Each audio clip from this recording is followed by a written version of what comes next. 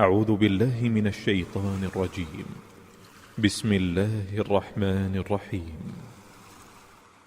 تبت يدا أبي لهب وتب، ما أغنى عنه ماله وما كسب، سيصلى نارا ذات لهب وامرأته حمالة الحطب، في جيدها حبل من مسد.